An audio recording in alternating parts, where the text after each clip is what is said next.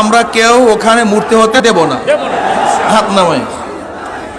দেখেন, যদি মাস পিপুলের ভোট অনুযায়ী সরকার গঠন হতে পারে, তা মাস পিপুলের রায় অনুযায়ী সিদ্ধান্ত কেন হবে না? মাস পিপুল রায় দিয়েছে ওখানে মূর্তি হবে না। যদিও আমাদের গাজী সাহেব বলেছিলেন রিক্সাওয়ালাদের মাথার ঘাম পায় ফেলা টাকা দিয়ে আমরা অযথা কোনো কাজ করতে চাই না।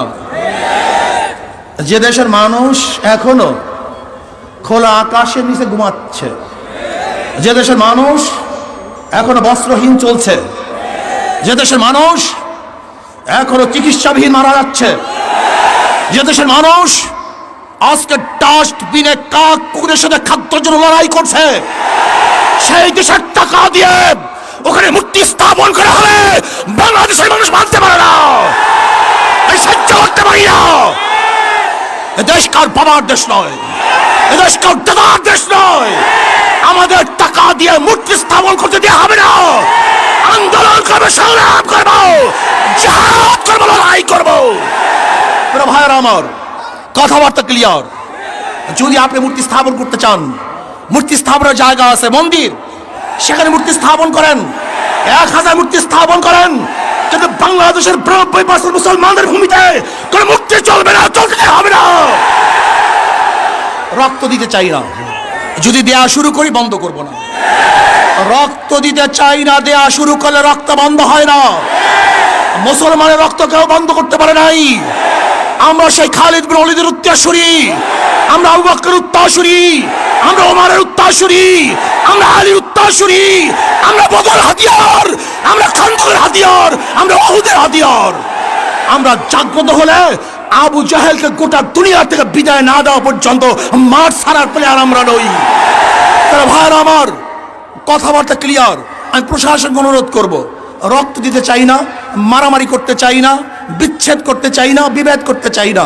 শুধু চাই শেখ সাহেবের রুহের মাগফিরাতের জন্য এমন এক ব্যবস্থা করা হোক, সুন্দর একটা কাজ করা হোক, কিয়ামত পর্যন্ত মানুষ তার জন্য দোয়া করবে।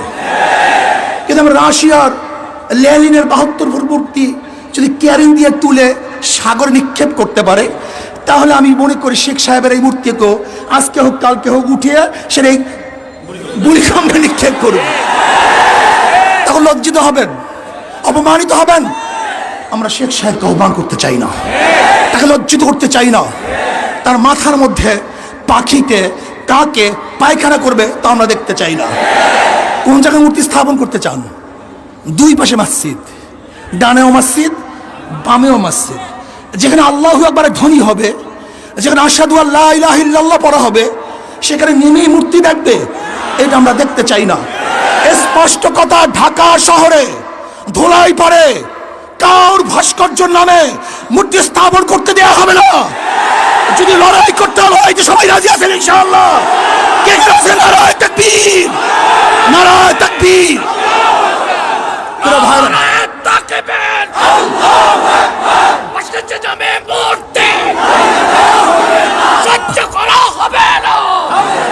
যদি আপনি বন্ধ করেন, কোনো কর্মসূচি থাকবে না। এই পর্যন্ত আমাদের কর্মসূচি। আপনার কাজের উপরে ভবিষ্যৎ কর্মসূচি নির্বাচন করবে, নির্ধারিত হবে। যদি মূর্তি স্থাপন করার চেষ্টা করেন, এমন ঢেউ দেওয়া হবে।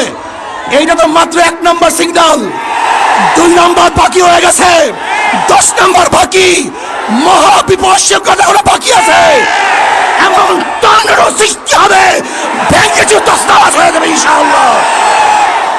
টর্নেডো, মহাবিপদ সংকেত, মানুষের ঢেউয়ে মূর্তি সব বুড়িগঙ্গায় পড়ে যাবে, ওখানে মূর্তি থাকতে পারবে না। কাজে আল্লাহ পাক আমাকে এবং আমাদের সবাইকে এই মূর্তি বিরোধী আন্দোলনে অংশগ্রহণ করার তৌফিক দান করুন। ভবিষ্যতে যখন ডাক দেওয়া হবে, সবাই রাজি আছেন ইনশাআল্লাহ? সবাই চলে আসবো। আজকে এখানেই আমাদের কর্মসূচি সমাপ্ত। শান্তিপূর্ণভাবে আমরা কর্মসূচি আসলে আলহামদুলিল্লাহ শেষ করছি।